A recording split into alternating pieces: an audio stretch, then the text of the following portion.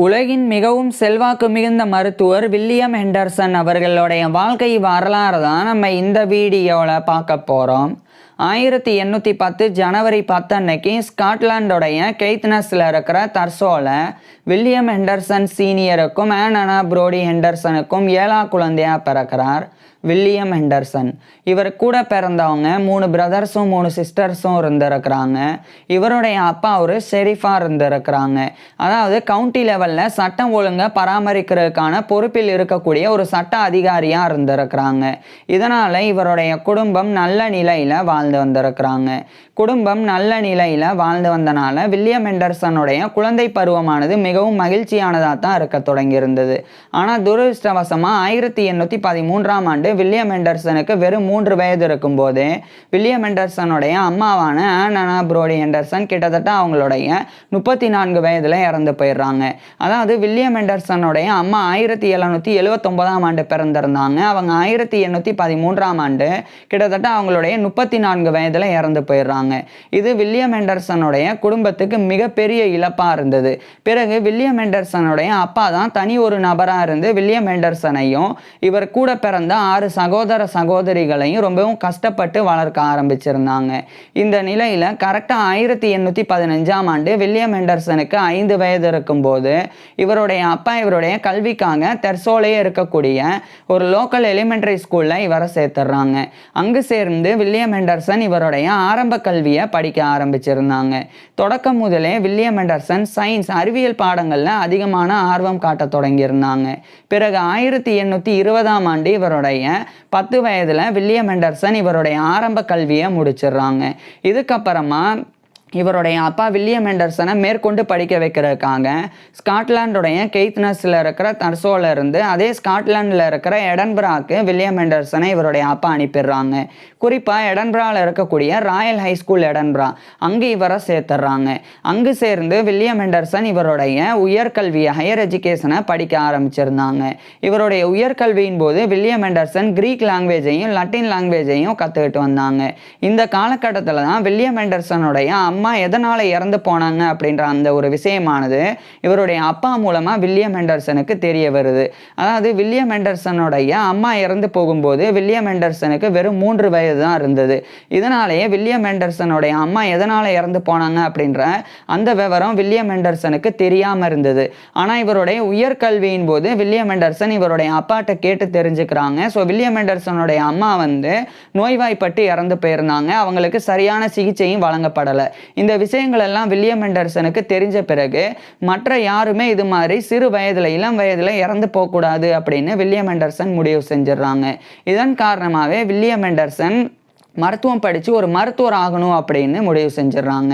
இதனால் William Henderson இவருடைய உயர்கல்வியில் கூடுதல் கவனம் செலுத்தி இவருடைய பள்ளி பாடங்களை ரொம்பவே சிறப்பாகவே படித்து வந்தாங்க.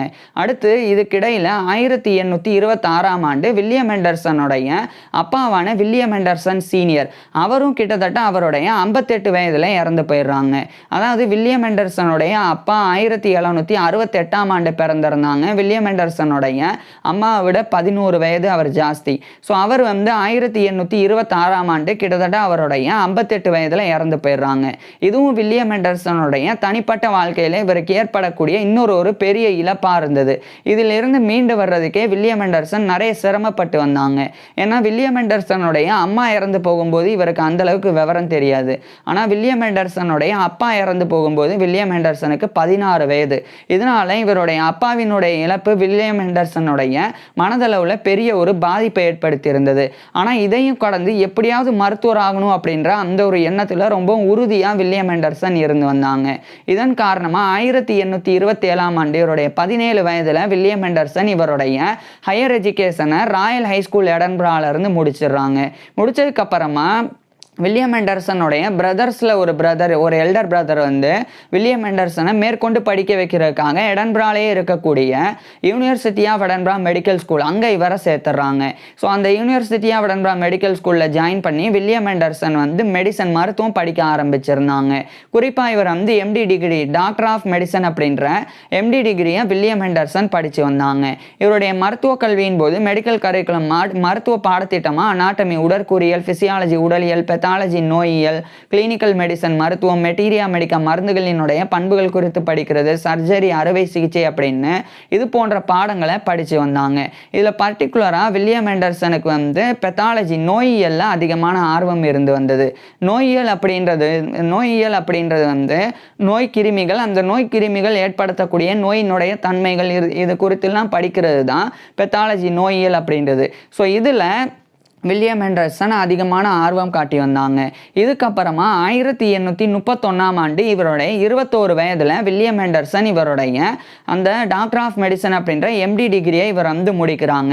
முடிக்கும்போது இவர் வந்து எம்பிஎம்எட் கம் நியூமோதொரேஸ் அப்படின்ற டைட்டிலில் ஒரு லட்டின் லாங்குவேஜில் டாக்டர் ஆஃப் மெடிசனுக்கு உண்டான தீசஸ் ஆய்வு கட்டுரையை வில்லியம் ஹெண்டர்சன் வந்து சமர்ப்பிக்கிறாங்க. இதை சப்மிட் பண்ண பிறகு தான் இவருக்கு டாக்டர் ஆஃப் மெடிசன் அப்படின்ற மெடிக்கல் டிகிரி எம்டி டிகிரி ஆனது வழங்கப்பட்டது. இதை பெற்றதுக்கு அப்புறமா இந்த 1831ஆம் ஆண்டு அந்த எடன்பராலே இருக்கக்கூடிய royal infirmary of Edinburgh RIE அப்படின்றது இது ஒரு வாலண்டரி ஹாஸ்பிட்டல். இது எடன்பரா ராயல் இன்ஃபர்மரி அப்படின்னும் அழைக்கப்படும். அங்கே ஒரு கிளினிக்கல் கிளர்க்காக வில்லியம் ஹெண்டர்சன் வந்து ஜாயின் பண்ணுறாங்க. அதாவது வில்லியம் ஹெண்டர்சன் வந்து மருத்துவ படிப்பை முடித்த உடனே டாக்டர் ஆஃப் மெடிசன் அந்த டிகிரி பெற்ற உடனே இவர் ஒரு மருத்துவராக நோயாளிகளுக்கு சிகிச்சை கொடுக்க முடியாது. அதுக்கு முன்னாடி வில்லியம் ஹெண்டர்சன் வந்து ஒரு நல்ல மருத்துவமனையில் சேர்ந்து அங்கே இருக்கக்கூடிய தேர்ந்த மருத்துவர்கள் நோயாளிகளுக்கு சிகிச்சை கொடுக்கறத பார்த்து பயிற்சி பெறணும். அதுக்கப்புறமா வில்லியம் ஹெண்டர்சன் அந்த தேர்ந்த மருத்துவர்களினுடைய மேற்பார்வையின் கீழே நோயாளிகளுக்கு சிகிச்சை கொடுக்கணும். இதெல்லாம் சரியாக செஞ்சாதான் வில்லியம் ஹெண்டர்சன் ஒரு மருத்துவராக தகுதி பெற முடியும். இதுக்காக தான் இவர் வந்து இந்த எடன்பரால இருக்கக்கூடிய RIE royal infirmary of Edinburgh அப்படின்ற வாலண்டரி ஹாஸ்பிட்டலில் ஒரு கிளினிக்கல் கிளர்க்காக ஜாயின் பண்ணி மெடிக்கல் ட்ரைனிங்கை வந்து மேற்கொண்டு வந்தாங்க. இதுக்கிடையில் இவர் வந்து மேற்கொண்டு மருத்துவ படிப்புக்காக வில்லியம் ஹெண்டர்சன் வந்து ஸ்காட்லாண்டில் இருக்கிற எடன்பராலேருந்து நேராக ஃப்ரான்ஸில் இருக்கிற பாரிஸ் போகிறாங்க. அதுக்கப்புறமா ஃப்ரான்ஸில் இருக்கிற பாரிஸ்லேருந்து ஜெர்மனியில் இருக்கிற பெர்லின் போகிறாங்க. ஸோ இந்த மாதிரி அங்கங்கே இருக்கக்கூடிய ஹாஸ்பிட்டல்ஸில் வில்லியம் ஹெண்டர்சன் வந்து மெடிக்கல் எஜுகேஷனையும் மெடிக்கல் ட்ரைனிங்கையும் பெற்றாங்க. அதுக்கப்புறமா ஜெர்மனியில் இருக்கிற பெர்லின்லேருந்து ஆஸ்திரியாவில் இருக்கிற வியன்னா போகிறாங்க. இதுக்கு நடுவில் 1832ஆம் ஆண்டு வில்லியம் ஹெண்டர்சன் வந்து எடன்பராலே இருக்க ஓல்ட் சர்ஜன் ஸ்கொயர் அங்க இருக்கக்கூடிய ஃபீவர் ஹாஸ்பிட்டல்ல இவர் ஒரு பிசிஷியன் மருத்துவராக நியமிக்கப்பட்டாங்க. இந்த பொறுப்பில் இருக்கும்போது மறுபடியும் இவர் வந்து வெளிநாட்டுக்கு போனாங்க. குறிப்பா அந்த காலகட்டத்தில் ஆஸ்திரியாவில் இருக்கிற வியன்னா அங்கு வில்லியம் ஹெண்டர்சன் இவருடைய மெடிக்கல் ட்ரைனிங்கை மேற்கொண்டாங்க. இந்த காலகட்டத்தில் இந்த வியன்னால கம்பர்டோர்ஃப் ஹோமியோபதி ஹாஸ்பிட்டல் அப்படின்னு ஒரு ஹோமியோபதி மருத்துவமனை ஒன்று இருந்தது. அங்கே வந்து ஃப்ரெட்ரிக் வில்ஹெம் கார்ல் ஃப்ளஸ்மன் அப்படின்னு சொல்லி ஒரு ஹோமியோபதி மருத்துவர் அவர் வந்து அங்கே இருந்தாங்க. ஸோ அவரால் ஈர்க்கப்பட்டு வில்லியம் ஹெண்டர்சனுக்கும் ஹோமியோபதி மேலே ஆர்வம் ஏற்படுது. ஸோ ஹோமியோபதி மெடிசன் அலோபதி இவர் வந்து படித்தாங்க டாக்டர் ஆஃப் மெடிசன். ஸோ அதே சமயம் இவருக்கு வந்து ஹோமியோபதியிலையும் ஆர்வம் ஏற்படுது. இதன் காரணமாக அந்த ஃப்ரெட்ரிக் வில்ஹெம் கார்ல் ஃப்ளஸ்மன் அவர்கிட்ட இருந்து ஹோமியோபதி மருத்துவத்திலையும் மெடிக்கல் ட்ரைனிங்கை வந்து வில்லியம் ஹெண்டர்சன் பெற்றுறாங்க. இதுக்கப்புறம் 1833ஆம் ஆண்டோட இறுதி காலகட்டத்தில் வில்லியம் ஹெண்டர்சன் வந்து ஆஸ்திரியாவில் இருக்கிற வியன்னால இருந்து ஸ்காட்லாண்டில் இருக்கிற எடன்பராக்கே வந்துடுறாங்க. வந்ததுக்கு அப்புறமா எடன்பரால வில்லியம் ஹெண்டர்சன் வந்து அந்த ராயல் இன்ஃபர்மரி ஆஃப் எடன்பரா அங்கு தொடர்ந்து கிளினிக்கல் கிளர்க்காக பணிபுரிய தொடங்குறாங்க. இதே சமயம் அந்த எடன்பராவுடைய ஓல்ட் சர்ஜன் ஸ்கொயரில் இருந்த ஃபீவர் ஹாஸ்பிட்டலுடைய பிசிஷியனாகவும் இவர் நியமிக்கப்படுறாங்க. இதுக்கிடையில தான் 1834ஆம் ஆண்டு இவருடைய 24 வயதில் வில்லியம் ஹெண்டர்சன் வந்து வில்லியமினா ஹெண்டர்சன் அப்படின்னு சொல்லி ஒரு பெண்ணை திருமணம் பண்ணிக்கிறாங்க. வில்லியமினா ஹெண்டர்சன் அப்படின்றவங்களுடைய அந்த ஃபேமிலி நேமும் ஹெண்டர்சன் தான். வில்லியம் ஹெண்டர்சன் மாதிரியே அவங்களுடைய ஃபேமிலி நேமும் ஹெண்டர்சன் தான். ஆனால் இவங்க 2 பேரும் ரிலேட்டிவ்ஸ்லாம் கிடையாது. ஸோ இவங்க 2 பேரும் 1834ஆம் ஆண்டு திருமணம் பண்ணிக்கிறாங்க. திருமணத்துக்கு பிறகு வில்லியம் ஹெண்டர்சனுக்கும் இவருடைய மனைவியான வில்லியமினா ஹெண்டர்சன் 2 பேருக்குமே 2 ஆண் குழந்தைகள் 4 பெண் குழந்தைகள் அப்படின்னு மொத்தமாக 6 குழந்தைகள் பிறந்தது. அதில் 1835ஆம் ஆண்டு வில்லியம் ஹெண்டர்சன் ஜூனியர் வில்லியம் ஹெண்டர்சனுடைய முதல் மகன் வந்து பிறந்தாங்க. இதுக்கப்புறம் இன்னொரு மகனும் 4 பெண் குழந்தைகள் அப்படின்னு மொத்தமாக 6 குழந்தைகள் பிறந்தது. இது வில்லியம் ஹெண்டர்சனுடைய பர்சனல் லைஃப் தனிப்பட்ட வாழ்க்கையாக இருந்தது. இது ஒரு பக்கம் இருக்கு. இந்த 1835ஆம் ஆண்டிலிருந்து வில்லியம் ஹெண்டர்சன் வந்து ஹார்ட் டிசீஸ் இந்த இருதய நோய்கள் குறித்து குறித்த ஆராய்ச்சியை மேற்கொள்ள தொடங்குறாங்க. குறிப்பாக இந்த ஏயோர்டிக் டிசீஸ், ஹார்ட் டிசீஸ், அது மட்டும் இல்லாமல் இந்த லார்ஜ் பிளட் வெசல்ஸ், அதாவது பெரிய இரத்த நாளங்கள், ஸோ அதில் ஏற்படக்கூடிய பாதிப்புகள், அதனுடைய மருத்துவம் மற்றும் நோயியல் அம்சங்கள், அது குறித்துலாம் வில்லியம் ஆண்டர்சன் வந்து நிறைய ரிசர்ச் பண்ணாங்க. குறிப்பாக 1835 ஆரம்பித்த இந்த ஒரு ஆய்வானது 1837 வரைக்கும் தொடர்ந்து இந்த Edinburgh medical and surgical journal அப்படின்னு சொல்லி ஒரு மெடிக்கல் ஜேர்னல், அதில் வில்லியம் ஆண்டர்சன் வந்து இதுக்குண்டான நிறைய ரிசர்ச் பேப்பர்ஸை பப்ளிஷ் பண்ணாங்க. குறிப்பாக clinical and pathological aspects of aortic and heart disease அப்படின்னு இது மாதிரி பல்வேறு டைட்டில்ஸில் நிறைய ரிசர்ச் பேப்பர்ஸை தொடர்ச்சியாக இவர் வந்து பப்ளிஷ் பண்ணி வந்தாங்க. இதுக்கிடையில் இவர் வந்து plain rules for improving the health of the delicate அப்படின்னு சொல்லி ஒரு ரிசர்ச் பேப்பர், இது ஏற்கனவே இவர் 1831 வெளியிட்டாங்க. அது 1837 இந்த காலகட்டத்திலேயும் மறுபடியும் வில்லியம் ஆண்டர்சன் வந்து இதை பப்ளிஷ் பண்ணாங்க. அதாவது plain rules for improving the health of the delicate அப்படின்னு சொல்லி. இதுக்கப்புறமா 1838 வில்லியம் ஆண்டர்சன் வந்து ஹார்வேயன் சொசைட்டி ஆஃப் எடன்பரா அதனுடைய ஒரு மெம்பராக தேர்ந்தெடுக்கப்படுறாங்க. இது வந்து எடன்பரா இருக்கக்கூடிய ஒரு மெடிக்கல் சொசைட்டி. குறிப்பாக வில்லியம் ஹார்வி அப்படின்னு ஒரு மருத்துவர், இந்த வில்லியம் ஹார்வியோடைய வாழ்க்கை வரலாறு நம்ம ஏற்கனவே பார்த்துருக்குறோம். அந்த வில்லியம் ஹார்வி இறந்த பிறகு அவரை கௌரவிக்கிறதுக்காக அந்த வில்லியம் ஹார்வியோடைய பேரில் எடன்பரால ஹார்வேயன் சொசைட்டி ஆஃப் எடன்பரா அப்படின்னு சொல்லி ஒரு மெடிக்கல் சொசைட்டியானது ஆண்ட்ரூ டங்கன் அப்படின்ற ஒரு அனாட்டமிஸ்ட் உடற்கூறியல் நிபுணர் மூலமாக நிறுவப்பட்டது. அந்த ஹார்வேயன் சொசைட்டி ஆஃப் எடன்பரா அப்படின்ற மெடிக்கல் சொசைட்டியோட ஒரு மெம்பராக தான் 1838 வில்லியம் ஆண்டர்சன் வந்து தேர்ந்தெடுக்கப்படுறாங்க. இது ஒரு பக்கம் இருக்கு. இதே 1838 வில்லியம் ஆண்டர்சன் வந்து அந்த எடன்பராலே இருக்கக்கூடிய royal college of physicians of Edinburgh அதனுடைய ஒரு ஃபெல்லோவாக தேர்ந்தெடுக்கப்படுறாங்க. So fellow of the royal college of physicians of Edinburgh FRCPE அப்படின்ற இந்த ஒரு பட்டத்தை கௌரவத்தை 1838 வில்லியம் ஆண்டர்சன் பெறாங்க. இது வந்து பிசிசியன்ஸ் மருத்துவர்களுக்குண்டான, குறிப்பாக எடன்பரால இருக்கக்கூடிய மருத்துவர்களுக்குண்டான ஒரு ராயல் காலேஜ். ஸோ அதனுடைய ஒரு ஃபெல்லோவா 1838 வில்லியம் ஆண்டர்சன் தேர்ந்தெடுக்கப்படுறாங்க. இதே 1838 தான் அந்த ராயல் இன்ஃபர்மரி ஆஃப் எடன்பரா அப்படின்ற வாலண்டரி ஹாஸ்பிட்டலில் ஒரு அசிஸ்டன்ட் பிசிசியன் உதவி மருத்துவராக வில்லியம் ஆண்டர்சன் நியமிக்கப்படுறாங்க. இந்த நிலையில் இப்படி வில்லியம் ஆண்டர்சனுடைய வாழ்க்கையில் பல உயரங்கள் இவர் கண்டு வரும்போது தனிப்பட்ட வாழ்க்கையில் ஒரு சோகம் நடந்தது. அதாவது 1838 வில்லியம் ஆண்டர்சனுக்கும் வில்லியம் ஆண்டர்சனுடைய மனைவியான வில்லியமினா ஹெண்டர்சனுக்கும் பிறந்த முதல் மகனான அந்த வில்லியம் ஆண்டர்சன் ஜூனியர், இவருடைய பேர் தான் அவருடைய மகனுக்கும்.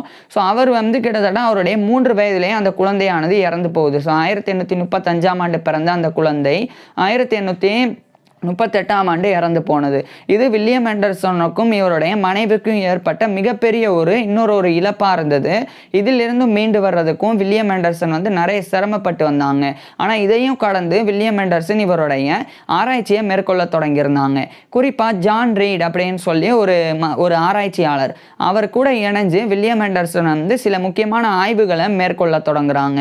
அந்த முக்கியமான ஆய்வுகளில் ஃபீவர், நிறைய காய்ச்சல்கள் குறித்து இவங்க 2 பேரும் ஆய்வு செஞ்சாங்க. இதுக்கிடையில் வில்லியம் ஆண்டர்சன் வந்து இந்த ஹார்ட் டிசீஸ் குறித்து ஒரு முக்கியமான ஆராய்ச்சியை வெளியிட்டாங்க. அதில் வில்லியம் ஆண்டர்சன் வந்து இந்த இதய துடிப்பு அது வந்து சீராக இல்லாமல் அதனுடைய அளவு, அந்த இதய துடிப்பினுடைய அளவு குறையும் போது இந்த ஆனிரிசம் அப்படின்ற அந்த நோய் ஏற்படும் அப்படின்னு வில்லியம் ஆண்டர்சன் அதை வந்து விளக்கியிருந்தாங்க.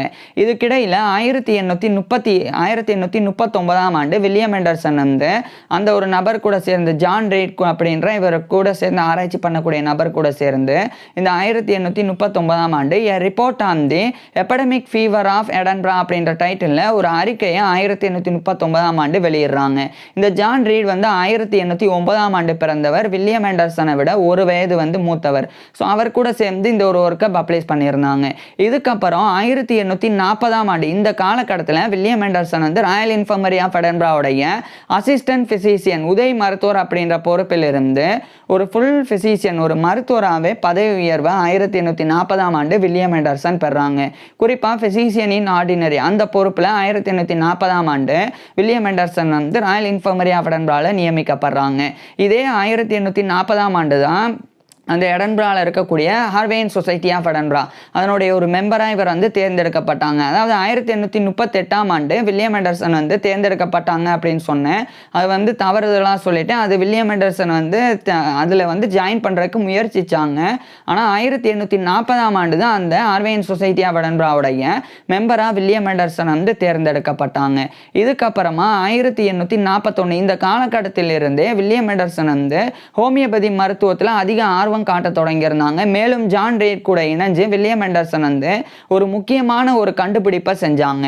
அதாவது அந்த காலகட்டத்தில் டைஃபஸ் ஃபீவர், டைஃபாய்டு ஃபீவர் அப்படின்னு 2 ஃபீவர் இன்னைக்கு வரைக்கும் இருக்குது. இந்த 2 ஃபீவர்ஸ் ஆனது தனித்தனியானது அப்படின்னு சொல்லி அறியப்படலை. இது 2 வந்தாலும் வந்து ஒரே ஃபீவர் தான் அப்படின்னு சொல்லி அந்த ஒரு காய்ச்சலுக்கு உண்டான சிகிச்சை மட்டும் கொடுத்து வந்தாங்க. ஆனால் ஜான் ரீடும் வில்லியம் ஹெண்டர்சன் இவங்க 2 பேர் தான் டைஃபஸ் ஃபீவர் வேற, அதே மாதிரி டைஃபாய்டு ஃபீவர் வேற, 2க்கும் வித்தியாசம் இருக்கு அப்படின்றத கண்டுபிடிச்சாங்க. அதான் சின்ன சின்ன அறிகுறிகள்ல ஏற்படக்கூடிய மாற்றங்கள் வச்சு கண்டுபிடிச்சாங்க. உதாரணத்துக்கு typhus fever, typhoid fever 2 fever வந்தா ஹை ஃபீவர் இருக்கும், அதிகபட்ச காய்ச்சல் வந்து இருக்கும். இது 2 சிம்டமும் ஒரே மாதிரி, 2 அறிகுறியும் ஒரே மாதிரி இருக்கும். அதே மாதிரி டைஃபஸ் ஃபீவர், டைஃபாய்டு ஃபீவர் இந்த 2 காய்ச்சல்கள் ஏற்பட்டாலும் மயக்க நிலை வந்து ஏற்படும். ஸோ இந்த மாதிரி அறிகுறிகளில் வந்து மாற்றம் வந்து இல்லாமல் இருந்தது.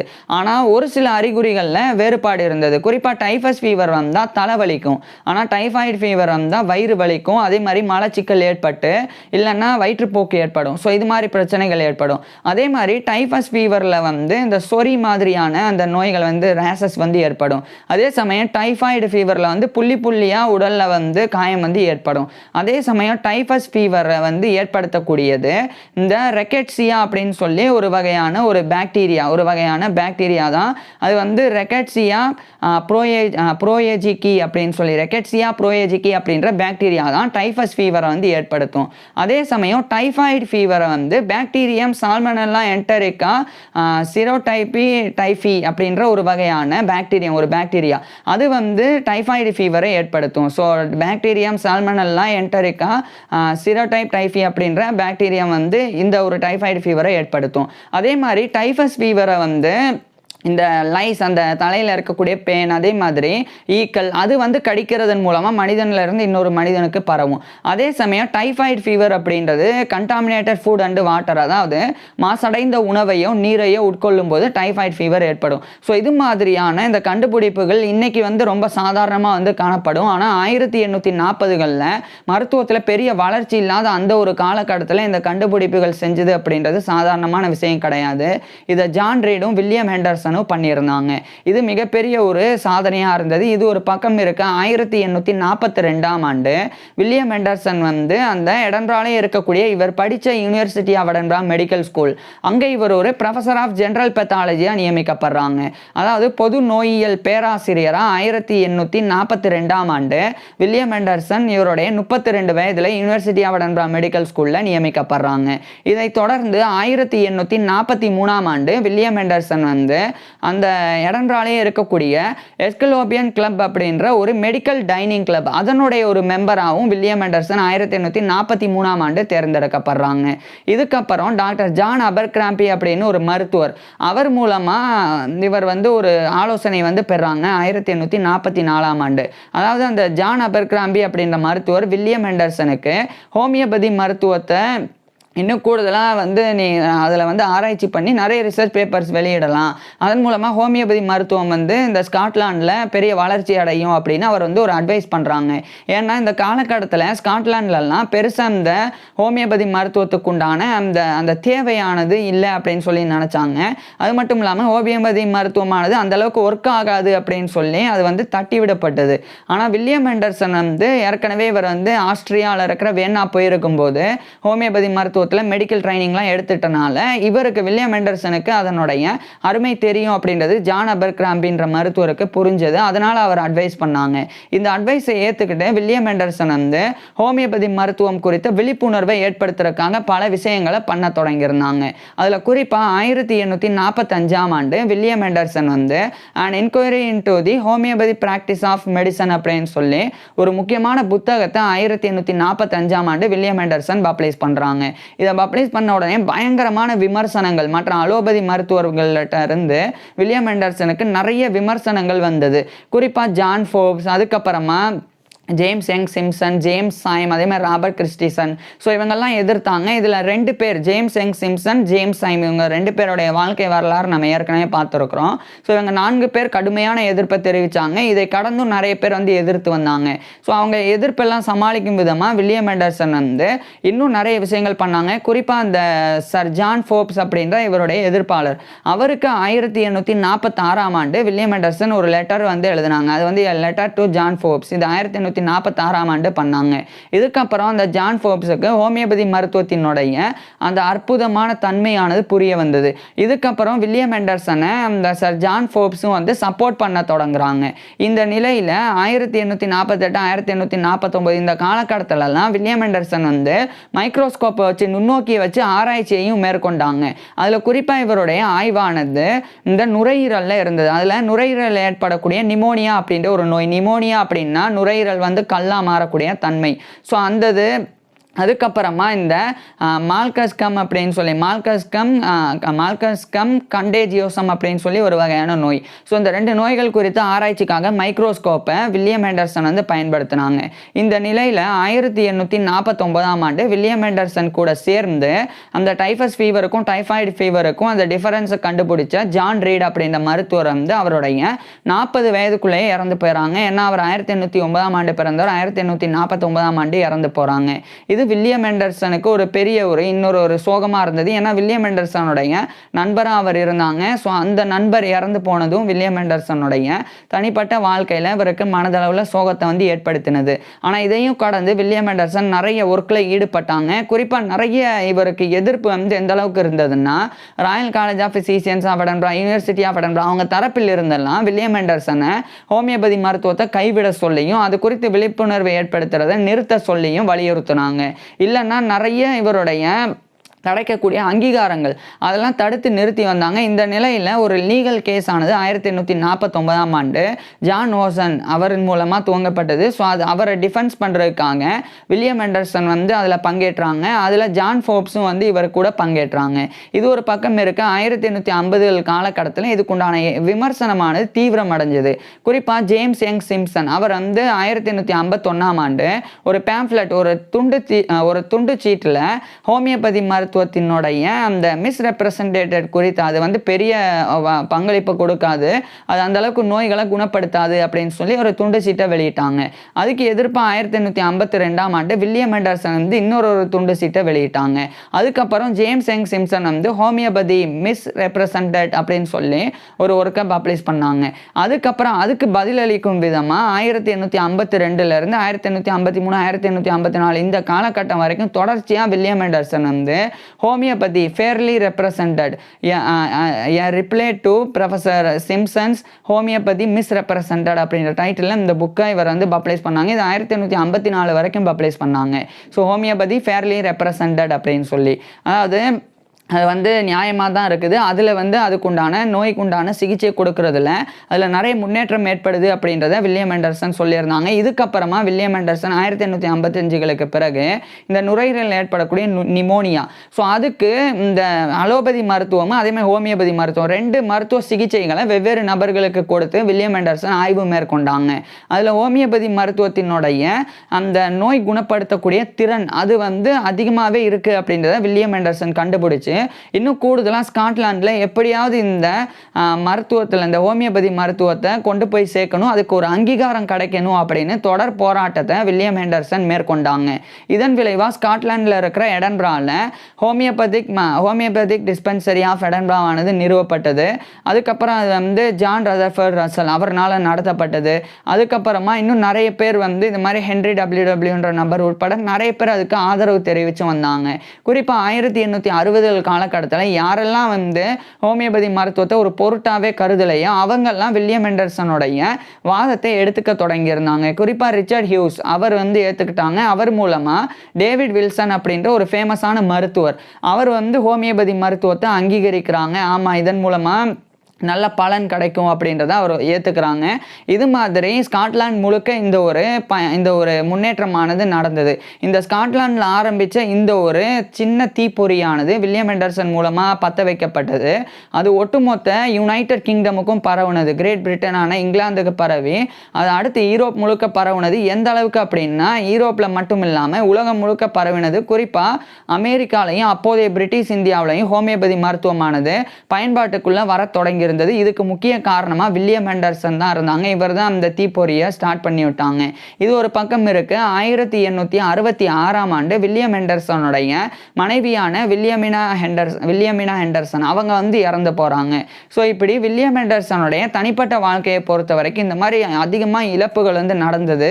இந்த இழப்புகள் எல்லாத்தையுமே வந்து இழப்புகள் எல்லாத்திலிருந்தும் மீண்டு வந்து வில்லியம் ஹெண்டர்சன் இவருடைய பங்களிப்பை கொடுத்து வந்தாங்க. ஆனால் இவருடைய மனைவியினுடைய இழப்பு இன்னும் தனிப்பட்ட முறையில் பெரிய ஒரு பாதிப்பை வில்லியம் ஹெண்டர்சனுக்கு ஏற்படுத்தது. குறிப்பாக மனதளவில் ஏற்பட்ட பாதிப்பானது உடல் அளவில் காண்பிக்க தொடங்கினது. அதில் 1868 இந்த காலகட்டத்தில் வில்லியம் ஹெண்டர்சனுடைய உடல்நிலையானது படிப்படியாக மோசமடைய தொடங்குது.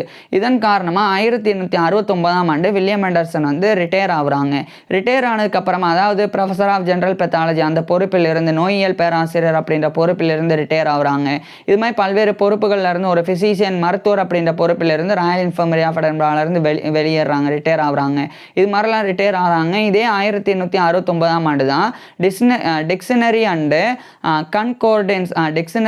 கன்கோர்டன்ஸ் of the names of persons and places of the old and new testaments அப்படின்ற டைட்டில் ஒரு ஒர்க் இது 1869ஆம் ஆண்டு வில்லியம் ஹெண்டர்சன் பப்ளிஷ் பண்ணாங்க. அடுத்து 1870 1871 இந்த காலகட்டத்திலையும் ரிசர்ச் பேப்பர்ஸ் வெளியிடுறதுல என்னதான் ரிட்டையர் ஆகிட்டாலும் ரிசர்ச் பேப்பர்ஸ் வெளியிடுறதுல வில்லியம் ஹெண்டர்சன் இவருடைய பங்களிப்பை கொடுத்து வந்தாங்க. ஆனால் போக போக வில்லியம் ஹெண்டர்சனுடைய உடல்நிலை அதிகமாக மோசமடைஞ்சது. குறிப்பாக இவருக்கு வந்து அந்த காஃப் வரும்போது அதாவது இருமல் வரும்போது ரத்தமும் சேர்ந்து வெளிவரது இது மாதிரியான பிரச்சனைகள் ஏற்பட்டது. இறுதியாக இவர் வந்து 1872 ஏப்ரல் 1 அன்னைக்கு இவருடைய 62 வயதில் வில்லியம் ஹெண்டர்சன் வந்து இறந்து போயிடுறாங்க. ஒரே ஒரு விஷயம், இவர் பிறந்த தேதி 1810 ஜனவரி 10. ஆனால் ஒரு சில இடங்களில் ஜனவரி 17 அப்படின்னு இருக்குது. இந்த ரெண்டில் எது சரி அப்படின்றத வந்து உறுதிப்படுத்த முடியல. இருந்தாலும் ஓரளவுக்கு ஜனவரி 10 அப்படின்றது சரியாக இருக்கும் அப்படின்ற ஒரு சின்ன ஒரு டெவலப்மெண்ட் ஒரு சின்ன ஒரு ப்ரூஃப் மாதிரி கிடச்சிது. அதனால ஜனவரி 10 அப்படின்னு சொன்னேன். ஒருவேளை அது ஜனவரி 17 அப்படின்னு கூட இருக்கலாம். ஸோ எது எப்படி இருந்தாலும் அவர் பிறந்தது 1810 ஜனவரி மாதம். ஸோ இறந்தது 1872 ஏப்ரல் 1 அன்னைக்கு வில்லியம் ஹெண்டர்சன் இவருடைய 62 வயதில் இறந்து போயிடுறாங்க. வில்லியம் ஹெண்டர்சன் இறந்து போன பிறகு வில்லியம் ஹெண்டர்சனை கௌரவிக்கிறதுக்காக பல்வேறு விஷயங்கள் நடந்தது. அதில் குறிப்பாக 2008ஆம் ஆண்டு இவர் ஏற்கனவே 1854ஆம் ஆண்டு வில்லியம் ஹெண்டர்சன் வெளியிட்டிருந்த ஹோமியோபதி ஃபேர்லி ரெப்ரசன்டட் அதனுடைய ஒரு பதிப்பு ரீபிரிண்ட் பண்ணப்பட்டு மறுபதிப்பு செய்யப்பட்டு 2008ஆம் ஆண்டு வெளியிடப்பட்டது. அந்த அளவுக்கு வில்லியம் ஹெண்டர்சனுடைய தாக்கமானது 150 ஆண்டுகளை கடந்து வந்து இருந்தது. ஸோ அப்பேற்பட்ட வில்லியம் ஹெண்டர்சன் வந்து ஹோமியோபதி அப்படின்ற மருத்துவத்தை இன்றைக்கி உலகம் முழுக்க பரவ செஞ்சுருக்கிறாங்க. ஸோ அதை கிக் பண்ணி அந்த ஒரு ஸ்டார்ட் பண்ணுறதுக்கு உண்டான அந்த தீப்பொறியை ஸ்டார்ட் பண்ணது வில்லியம் ஹெண்டர்சன் தான். ஸோ இன்றைக்கி உலகம் முழுவதும் அந்த ஹோமியோபதி மருத்துவத்துக்கும் பெரிய ஒரு அங்கீகாரமானது கிடச்சிருக்கு. இதுக்கு முக்கிய காரணமாகவும் முதல் காரணமாகவும் வில்லியம் ஹெண்டர்சன் வந்து இருக்கிறாங்க. ஸோ இப்பேற்பட்ட வில்லியம் ஹெண்டர்சன் பற்றி நீங்கள் என்ன நினைக்கிறீங்க அப்படின்றத கீழே கமெண்ட்ஸில் சொல்லுங்கள். உங்களுக்கு எந்த மாதிரியான டாபிக்ஸில் எந்த மாதிரியான வீடியோஸ் வேணும் அப்படின்றதையும் கீழே கமெண்ட்ஸில் சொல்லுங்கள். தேங்க்யூ.